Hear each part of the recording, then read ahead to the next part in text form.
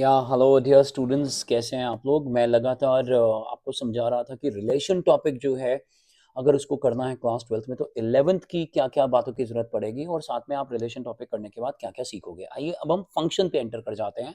Function अगर आपको करना है तो क्लास 11th का आपको डोमेन और रेंज पता होनी चाहिए। आपको ये डिफरेंस पता होना चाहिए कि रिलेशन, कोई रिलेशन कब फंक्शन बनता है।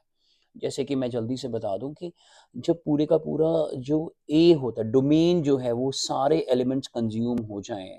अगर एक रिलेशन ए टू बी है तो ज़रूरी नहीं है कि ए के सारे एलिमेंट्स कंज्यूम हो, लेकिन अगर एक फंक्शन है तो फंक्शन अगर ए टू बी है तो ए के सारे एलिमेंट्स कंज्यूम होने चाहिए और एक इनपुट से एक ही तरह का आउटपुट आना चाहिए, यानी एक इनपुट से एक ही आउटपुट आना चाहिए। हालांकि दो डिफरेंट डिफरेंट प्री इमेजेस एक इमेज दे सकते हैं। इसके बाद अगर मैं बात करूं तो आपको ग्राफ्स आने चाहिए, इंपॉर्टेंट फंक्शंस आने चाहिए। फंक्शन से मेरा मतलब जो ग्रेटेस्ट इंटीजर फंक्शन क्या होता है, स्मॉलेस्ट इंटीजर क्या होता है, फ्रैक्शनल पार्ट फंक्शन क्या होता है, रेसिप्रोकल फंक्शन क्या होता है, and above all identity function क्या होता है, कांस्टेंट फंक्शन क्या होता है। ट्रिग्नोमेट्री के ग्राफ्स आपको आने चाहिए। इनवर्स को देख लो, वो भी एक छोटा सा टॉपिक है हमारे क्लास 12 के अंदर। तो अब जब हम यहाँ एंटर हो गए डोमेन रेंज समझने के बाद, क्योंकि डोमेन रेंज एक गति से आप नहीं कर सकते हैं।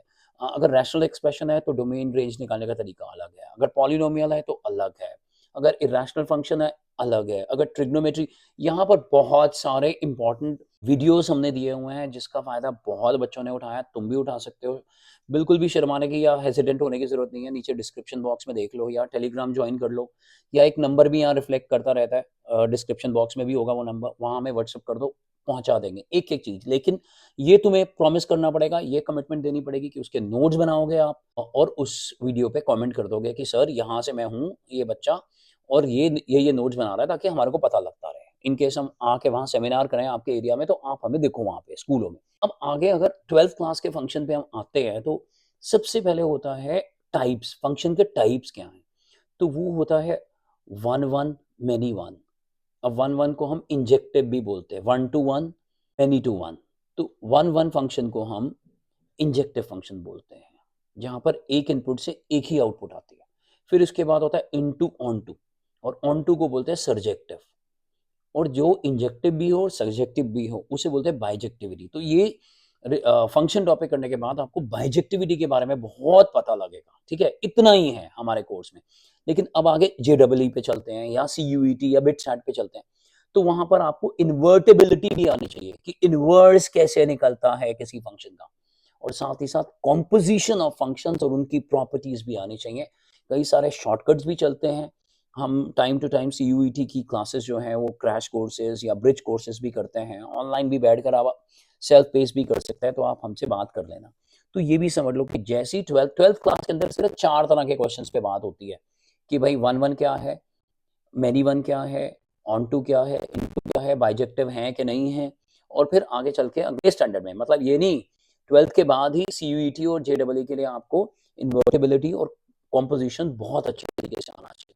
तो यहाँ खत्म हो जाता है फंक्शन। अब फंक्शन का फायदा क्या है? डेरिवेटिव में होगा, कंटिन्यूटी में, डिफरेंशियबिलिटी में, इंटीग्रेशन में, इन सब चीजों में लगातार कैलकुलस में फायदा होता रहेगा। तो ये छोटा सा था आपके साथ मेरी बातें, मोनोलॉग्स। मोनोलॉग यानी मैं बोलता रहता हूँ और आप हमारे स्टूडेंट्स जो हैं वो अच्छे से उसको इम्प्लीमेंट करते रहते हैं। तो हम आगे मिलेंगे अगले कॉन्सेप्ट के साथ, जिसमें मैं इनवर्स ट्रिग्नोमेट्री के बारे में बात करूंगा। और हाँ, ध्यान रख लेना, वाइवा के क्वेश्चंस जितने पूछे जाएंगे वो यहाँ इन वीडियोस में से ही पूछे जा रहे हैं, तो उनको भी अच्छा सा वाइवा की पूरी प्लेलिस्ट भी मैं नीचे यहाँ डिस्क्रिप्शन बॉक्स में डाल दूंगा। तो चलिए मिलते हैं बहुत जल्दी, और आप पढ़ते रहिए, बहुत ज्यादा अच्छे तरीके से पढ़ाई करिएगा। और पढ़ाई तभी आती है जब आप बहुत कूल और काम रहेंगे। टेंशन से पढ़ाई नहीं होती है, ये ध्यान रखिए। Thank you very much. पढ़ते रहिए और आगे बढ़ते रहिए।